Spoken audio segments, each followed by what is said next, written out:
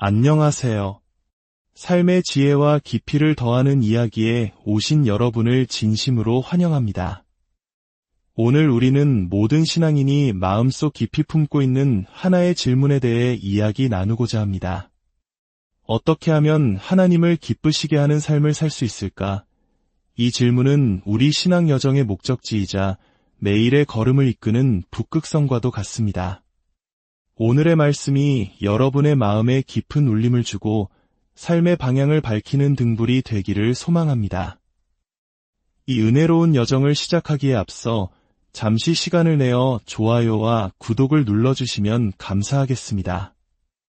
여러분의 작은 행동 하나하나가 이 귀한 말씀이 더 많은 이들에게 전해지는 통로가 됩니다. 이 선한 일에 동참하시는 모든 분들의 삶에 하나님의 크신 평안과 축복이 함께하기를 기도합니다. 자, 그럼 이제 데살로니가전서 4장의 말씀을 통해 우리의 삶을 향한 하나님의 뜻을 함께 탐구해 보겠습니다. 데살로니가전서 4장 1절부터 3절까지의 말씀입니다. 그러므로 형제들아, 우리가 끝으로 주 예수 안에서 너희에게 구하고 권면하노니 너희가 마땅히 어떻게 행하며 하나님을 기쁘시게 할 수 있는지를 우리에게 배웠으니 곧 너희가 행하는 바라. 더욱 많이 힘쓰라. 우리가 주 예수로 말미암아 너희에게 무슨 명령으로 준 것을 너희가 아느니라. 하나님의 뜻은 이것이니 너희의 거룩함이라.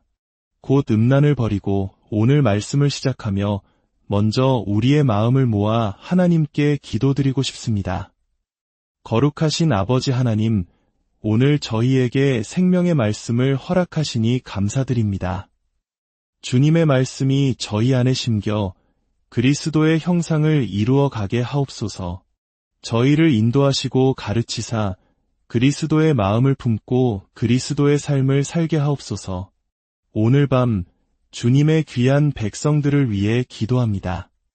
주님의 식탁에 풍성한 영의 양식이 있게 하시고 이 말씀을 듣는 모든 이들이 힘을 얻고 더 깊은 깨달음을 얻어 주님을 기쁘시게 하는 삶을 향해 나아갈 힘을 얻게 하옵소서. 저희의 지혜와 힘은 헛될 뿐이오니 오직 주님만이 저희 마음 가운데 일하실 수 있음을 고백합니다. 생명의 말씀을 친히 들려주시옵소서. 우리 주 예수 그리스도의 이름으로 기도합니다. 아멘. 지난 시간에 우리는 성화, 즉 거룩해지는 것이 믿는 자를 향한 하나님의 뜻이라는 것을 나누었습니다. 물론 이것이 하나님의 뜻의 전부는 아니지만 우리 신앙생활에 있어 절대적으로 중요한 부분입니다. 오늘 우리는 이 성화와 관련된 몇 가지 핵심적인 진리들을 깊이 살펴보고자 합니다. 첫째, 성화의 목표는 무엇일까요?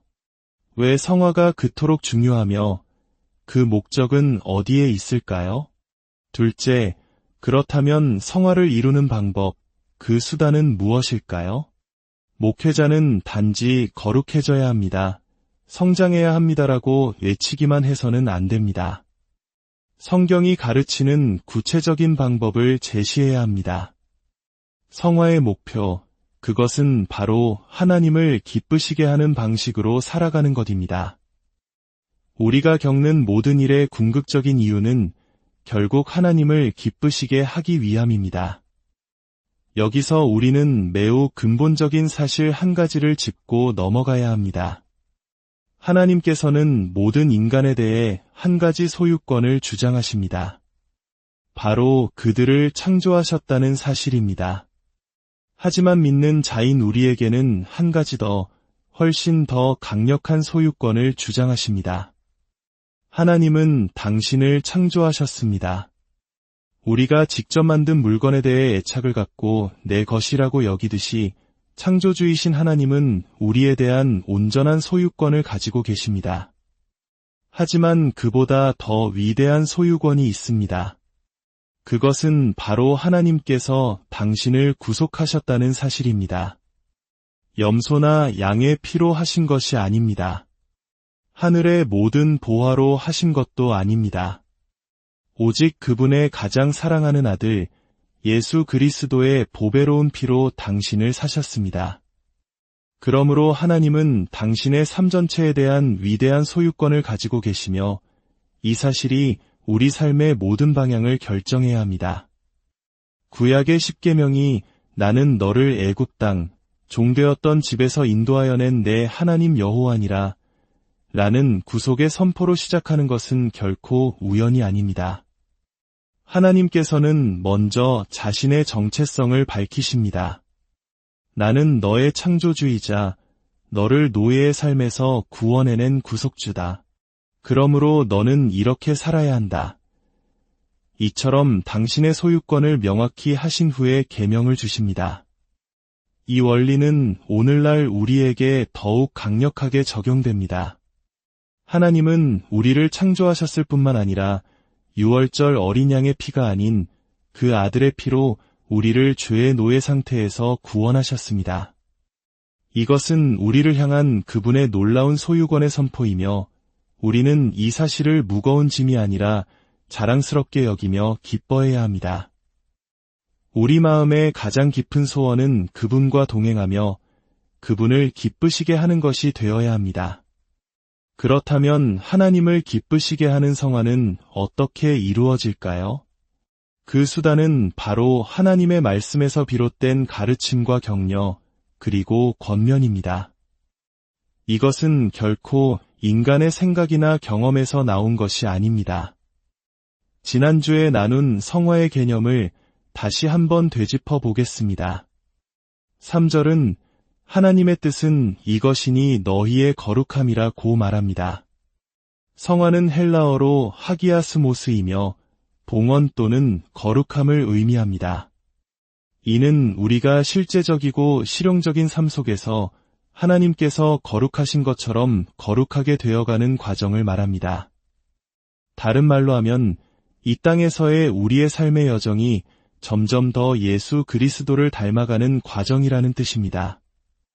우리가 새로운 피조물이 되었고 하나님의 성령이 우리 안에 거하시기에 이것은 뜬구름 잡는 이야기가 아니라 실현 가능한 현실임을 믿어야 합니다. 물론 죄 없는 완전함에 대해 말하는 것이 아닙니다. 하지만 그리스도를 점점 더 닮아가는 것은 분명히 가능한 일입니다. 무기력하게 주저앉아 있거나 거짓 겸손 뒤에 숨는 것은 우리가 마땅히 해야 할 거룩함을 향한 노력을 대신할 수 없습니다. 우리가 믿음을 갖게 된 순간 우리는 법적으로 하나님 앞에서 유롭다고 선언되었습니다. 우리의 행위가 아니라 오직 예수 그리스도의 인격과 사역 덕분입니다. 이것은 이미 완성된 사실이며 우리는 하나님과 화목하게 되었습니다. 동시에 우리가 믿는 순간 우리는 세상으로부터 구별되어 하나님의 소유가 되었습니다. 그분의 목적과 영광을 위해서 말입니다. 로마서 8장 29절은 그 목적을 명확히 설명합니다. 하나님이 미리 아신 자들을 또한 그 아들의 형상을 본받게 하기 위하여 미리 정하셨으니 이것이 바로 당신을 향한 하나님의 목적입니다. 이 목적은 당신이 회심했을 때 시작된 것이 아닙니다. 우주가 창조될 때 시작된 것도 아닙니다. 영원 전부터 하나님의 마음속에 있었던 계획입니다. 이 사실이 얼마나 큰 위로와 격려를 주는지 모릅니다. 하나님께서는 당신의 이름이 새겨진 위대한 계획을 영원 전부터 준비해 오셨습니다. 우리가 믿는 순간 우리 안에는 신적인 일이 시작되었습니다. 이 일은 우리가 그리스도 앞에서 영화롭게 되는 그날까지 계속될 것입니다. 이것이 바로 점진적 성화입니다. 우리의 성화 과정은 언제나 상승 곡선만 그리는 것은 아닙니다. 때로는 후퇴하는 것처럼 보일 때도 있습니다. 하지만 삶 전체를 놓고 보면 우리는 결코 후퇴하는 것이 아니라 앞으로 나아가고 있으며 위로 향하고 있고 변화되고 있는 것입니다. 여기서 두 가지를 기억해야 합니다. 첫째, 성화는 근본적으로 하나님의 일입니다. 그것은 하나님께 달려 있습니다. 이것이 우리에게 큰 확신을 줍니다. 비록 우리가 큰 진전을 이루지 못한 것처럼 느껴질지라도 하나님께서 시작하신 선한 일은 반드시 완성될 것이기 때문입니다. 그래서 사도 바울은 빌립보 교회에 너희 안에서 착한 일을 시작하신 이가 그리스도 예수의 날까지 이루실 줄을 우리는 확신하노라고 말할 수 있었던 것입니다. 하나님은 우리가 보든 보지 못하든 우리를 그리스도의 형상으로 빚기 위해 끊임없이 일하고 계십니다. 그러나 둘째, 성화가 하나님의 일이라고 해서 우리가 아무것도 하지 않아도 된다는 의미는 아닙니다. 우리에게는 그분의 일에 합당하게 반응해야 할 책임과 요구가 있습니다. 이 두 가지 진리 중 하나만 강조하고 다른 하나를 무시할 때 신학은 심각하게 왜곡됩니다. 하나님의 주권이 당신을 수동적으로 만드나요? 만약 그렇다면 당신은 아직 회심하지 않았거나 하나님의 주권을 오해하고 있는 것입니다. 하나님의 주권은 우리를 수동적으로 만드는 것이 아니라 오히려 그분의 일에 동참하고 그분이 명하신 일들을 행할 수 있는 가장 큰 희망과 동기를 부여합니다. 하나님께서 우리 안에서 일하고 계심을 알기에 우리는 그분의 뜻에 반응하기만 하면 됩니다. 그러므로 두렵고 떨림으로 너희 구원을 이루라는 말씀은 우리 삶을 향한 하나님의 목적인 이 성화를 매우 진지하게 여기라는 뜻입니다. 거룩한 사람, 성화 가운데 성장하는 사람은 그의 한계와 상관없이 하나님께서 이대하게 사용하실 수 있으며 하나님 앞에서 그분의 기쁨이 됩니다. 이제 성화의 목표, 즉 하나님을 기쁘시게 하는 삶에 대해 더 깊이 들어가 보겠습니다. 그리스도인의 삶은 결국 이 한 문장으로 요약될 수 있습니다. 하나님을 기쁘시게 하는 것. 오늘날 서구 복음주의는 매우 자기중심적으로 변했습니다. 모든 것이 나를 중심으로 돌아갑니다. 하지만 우리 삶의 목적은 이 땅에서 개인적인 만족을 얻는 것이 아닙니다. 당신이 스스로 정한 비전이나 목적을 성취하는 것도 아닙니다. 우리 삶의 목적은 성경에서 하나님을 기쁘시게 하는 모든 것을 발견하고 그것을 행하기 위해 우리 자신을 드리는 것입니다. 당신의 주인이신 하나님의 뜻이 무엇인지 발견하고 그 뜻을 행하는 것, 그것이 전부입니다. 이와 관련하여 두 가지 진리를 나누고 싶습니다. 첫째, 하나님을 기쁘시게 하는 것이 우리의 위대한 야망이 되어야 합니다. 고린도후서 5장 9절에서 사도 바울은 이렇게 말합니다. 그런즉 우리는 몸으로 있든지 떠나든지 주를 기쁘시게 하는 자가 되기를 힘쓰노라. 바울은 야망이 있는 사람이었습니다. 문제는 야망의 대상이 무엇이냐는 것입니다. 우리는 너무나 수동적이라 아무런 야망이 없는 그리스도인이 되어서는 안 됩니다. 예수님께서는 천국은 침노를 당하나니 침노하는 자는 빼앗느니라고 하셨습니다. 우리는 하나님을 기쁘시게 하는 일에 야망을 가져야 합니다. 수동성이 거룩함이라는 잘못된 생각에서 벗어나야 합니다. 만약 하나님의 주권에 대한 이해가 당신을 더 수동적으로 만든다면 당신은 주권을 오해하는 것입니다. 그러나 그것이 당신에게 노력할 수 있는 가장 큰 힘과 동기를 부여한다면 당신은 제대로 이해하고 있는 것입니다. 바울은 몸으로 있든지 떠나든지라고 말합니다. 이것은 그가 이 땅에서도 언젠가 천국에 가서도 똑같이 하나님을 기쁘시게 하기를 추구했다는 의미입니다. 이것이 당신의 목표입니까?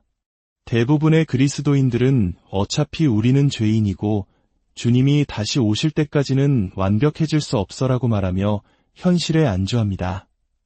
그것은 신학적으로는 맞는 말이지만 우리는 그 진리를 변명으로 삼아서는 안 됩니다. 우리는 이 땅에서 지금 여기서 천국에서처럼 하나님을 기쁘시게 하는 자가 되겠다는 목표를 가져야 합니다. 둘째, 하나님을 기쁘시게 하는 것은 우리의 위대한 의무입니다. 본문에서 바울은 마땅히 어떻게 행하며라고 말합니다. 여기서 마땅이라는 단어는 의무와 책임을 내포합니다. 하나님을 기쁘시게 하는 것은 우리가 선택할 수 있는 옵션이 아닙니다. 그것은 권위 있는 명령입니다. 그렇다면 이 의무를 행하게 하는 동기는 무엇일까요? 고린도후서 5장에서 두 가지를 찾을 수 있습니다. 첫째는 그리스도의 심판대에 대한 현실입니다. 10절은 말합니다. 이는 우리가 다 반드시 그리스도의 심판대 앞에 나타나게 되어 각각 선악간에 그 몸으로 행한 것을 따라 받으려 함이라. 그렇습니다. 우리는 은혜로 구원받았고 우리의 구원은 영원히 안전합니다. 그러나 믿는 자의 심판이 있습니다. 그날 우리는 이 땅에서 행한 일들에 대해 평가받게 될 것입니다. 구원은 은혜로 받지만 이 땅에서의 우리의 선택은 영원에 영향을 미칩니다. 이 사실을 심각하게 받아들여야 합니다. 두 번째 동기는 14절에 나오는 그리스도의 사랑의 현실입니다. 그리스도의 사랑이 우리를 강권하시는도다. 여기서 말하는 사랑은 그리스도를 향한 우리의 사랑이 아니라 우리를 향한 그리스도의 사랑입니다. 만약 우리의 연약하고 변덕스러운 사랑이 동기라면 우리는 금방 지쳐 쓰러질 것입니다. 그러나 우리를 향한 그리스도의 사랑은 변하지 않고 약해지지 않으며 영원합니다. 그 강력하고 영원한 사랑이 우리를 강권합니다. 강건하다는 헬라어 시네코는 사로잡다, 굳게 붙들다, 가두다와 같은 강력한 의미를 지닙니다. 그리스도의 사랑이 우리를 사로잡아 그분께 묶어둡니다. 마치 결혼 서약을 통해 한 사람에게 자신을 묶는 것처럼 그리스도의 사랑은 우리를 오직 그분께만 헌신하도록 만듭니다. 그 사랑을 깊이 깨달을수록 다른 헛된 사랑들은 희미해지고 우리는 더욱 그리스도께만 집중하게 됩니다. 그 사랑은 우리를 죄로부터 제한하고 하나님을 기쁘시게 하는 일로 우리를 힘껏 밀어줍니다. 그렇다면 우리는 어떤 영역에서 하나님을 기쁘시게 해야 할까요? 본문은 너희의 행함, 즉 우리의 걸음 안에서라고 말합니다. 이것은 우리의 삶 전체, 우리의 라이프 스타일, 우리가 행하는 모든 것을 의미합니다. 그리스도인의 삶에는 거룩한 영역과 세속적인 영역의 구분이 없습니다. 우리가 하는 모든 것이 거룩하며 모든 것이 그리스도를 위해 행해져야 합니다. 고린도전서 10장 31절은 말합니다. 그런즉 너희가 먹든지 마시든지 무엇을 하든지 다 하나님의 영광을 위하여 하라. 노동자, 목수, 정비공, 주부. 이들의 일이 하나님 앞에서 가치 없는 일이라고 생각하십니까?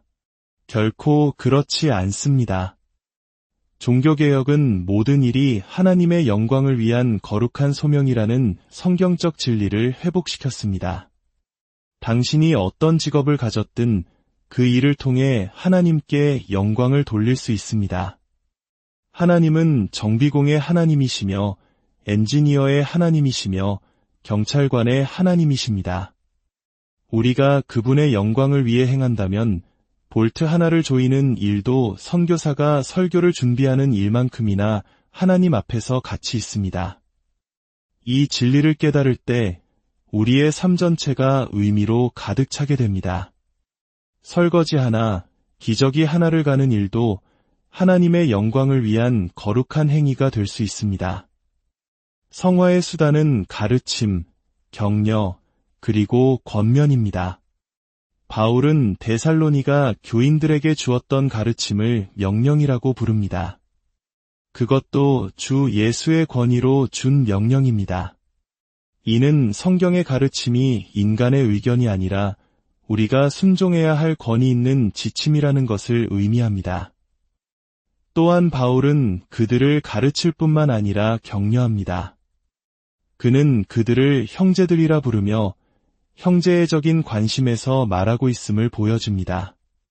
그리고 그들이 이미 잘하고 있는 부분을 칭찬하며 너희가 행하는 바라고 인정합니다. 이것이 바울의 방식입니다.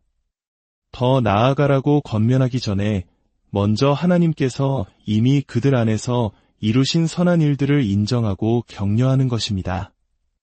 우리도 형제자매를 도울 때 먼저 그들 안에서 하나님이 행하신 선한 일들을 발견하고 격려해야 합니다.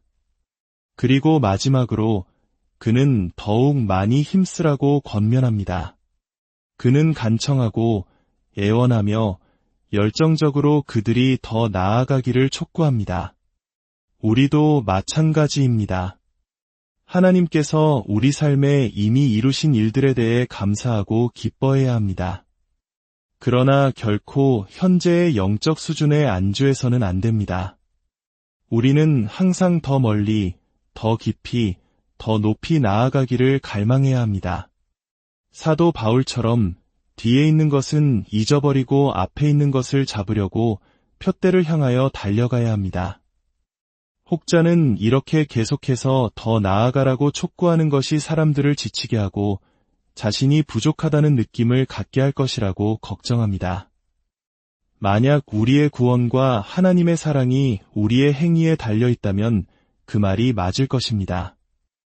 그러나 우리의 신분과 하나님의 사랑은 완벽하신 그리스도의 사역 위에 굳건히 서 있습니다. 우리는 그 사랑을 얻기 위해 분투하는 것이 아니라 그 사랑의 영역 안에서 분투하는 것입니다. 남편에게 사랑받기 위해 애쓰는 아내와 남편의 사랑을 확신하기에 기쁨으로 남편을 기쁘게 하려 애쓰는 아내는 완전히 다릅니다. 우리는 후자입니다. 우리는 실패에 대한 두려움 없이 자유롭게 탁월함을 추구할 수 있습니다. 왜냐하면 그분의 사랑은 결코 변하지 않기 때문입니다. 오늘 말씀을 마무리합니다. 우리의 삶은 하나님께서 시작하신 위대한 작품입니다. 그 목표는 우리가 점점 더 그분의 아들 예수 그리스도를 닮아가는 것입니다. 하나님을 기쁘시게 하는 것이 우리의 가장 큰 야망이자 기쁨이 되기를 바랍니다. 그분의 변치 않는 사랑 안에서 두려움 없이 담대하게 거룩함을 향해 나아가십시오. 성경의 가르침을 붙들고 서로를 격려하며 더욱 힘써 주님을 기쁘시게 하는 삶을 살아가는 저와 여러분이 되기를 축복합니다. 주님, 오늘 주신 말씀을 마음에 새깁니다. 저희의 삶이 주님을 기쁘시게 하는 거룩한 제물이 되게 하옵소서. 연약하여 넘어질 때에도 우리 안에서 선한 일을 시작하신 주님께서 반드시 이루실 것을 믿고 다시 일어서게 하옵소서. 이 말씀을 듣는 모든 성도님들의 삶을 축복하시고 매일의 걸음 속에서 주님과 동행하는 기쁨을 누리게 하옵소서. 예수님의 이름으로 기도합니다. 아멘. 오늘 우리의 삶을 향한 하나님의 놀라운 계획에 대해 함께 나누어 보았습니다. 다음 시간에도 더욱 깊이 있는 이야기로 여러분을 찾아뵙겠습니다.